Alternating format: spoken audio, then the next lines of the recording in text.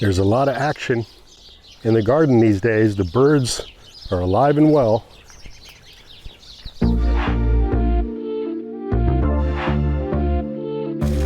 This is just a friendly reminder to keep that bird bath watered and clean as well. I've been having to refill the bird bath every day with all this activity. By keeping your bird bath full of water and keeping the birds satiated, there's less of a likelihood that they'll go after some of your crops. Oftentimes a bird is really thirsty. That's why they're pecking into your fruit and other vegetables. I've noticed this time of year, the birds really love to eat the comfrey leaves down to the stem. Just enjoying some fresh kumquats in the garden today. This right here is the Nagami kumquat. I love eating them fresh, right out of hand, peel and all. Well, I think it's safe to say that seed starting season has officially started for many a gardener around the world. And with that, I want to share with you something that I began implementing years ago. It's a great way to get started, especially for new gardeners who are doing things on a smaller scale, looking for low cost, easy and effective strategies so that you can save a bunch of money, not have to go out and buy your plant starts.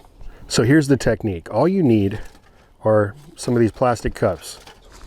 They can be bigger or smaller than these. Any color, doesn't matter.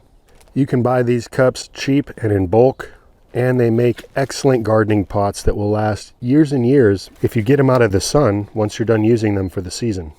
Then you're just going to cut a couple drainage holes.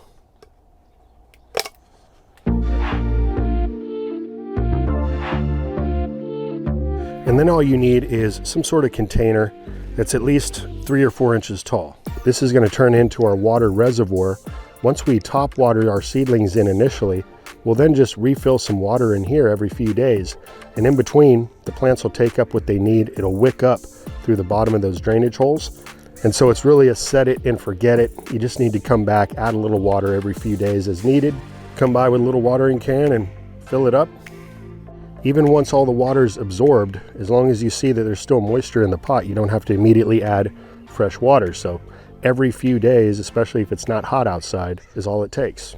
Now when it comes to filling your little seedling pots here, you're going to want some good potting mix. This is some bag stuff that I picked up from the big box store, and I pre-moistened it.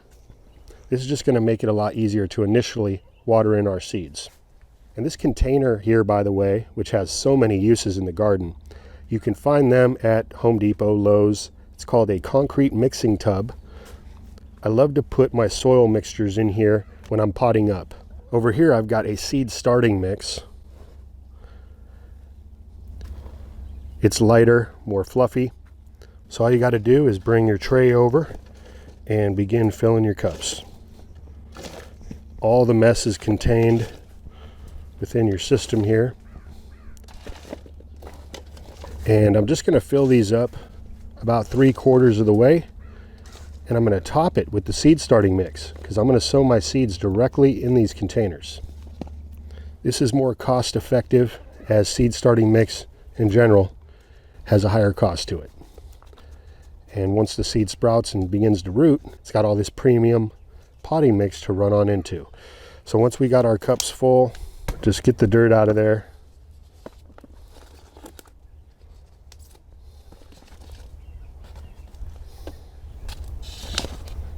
And now we can top off with our seedling mix.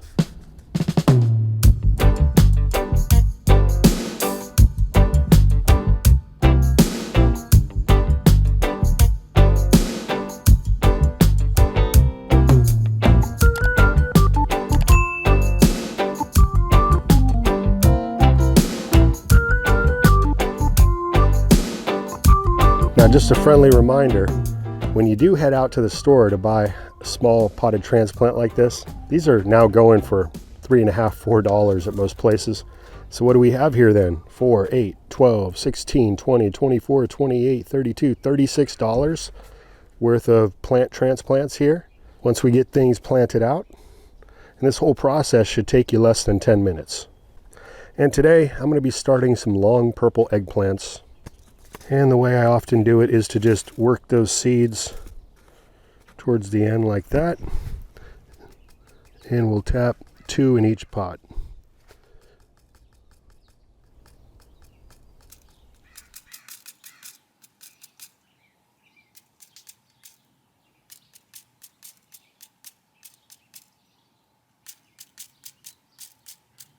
And it's alright if 3 fall in each pot. You can divide these out later as well when they're smaller. But these smaller seed here really don't need to be buried much at all.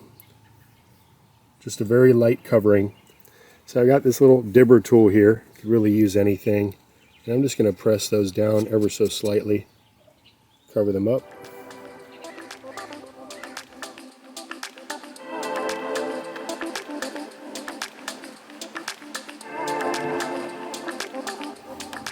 Now I find this to be a meditative practice. This actually contributes to my overall health, planting seeds. I would encourage you, my friends, to look at it the same way. Don't look at it as a task that you have to do, but that you want to do. There's so much enjoyment in every aspect of gardening. Every step can bring you enjoyment, peace, happiness. I'm happy to be out here with the birds and the sunshine, planting my seeds. And I look forward to the abundant harvest that we're going to get off of these plants. Now to water in my seedlings from the top, I like to use a pump sprayer. And once you've gone electric, you'll never go back to the manual, I guarantee you. All you got to do is press the button. And that will pressurize.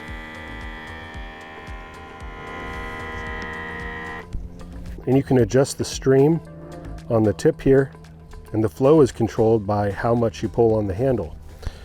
And that right there is perfect.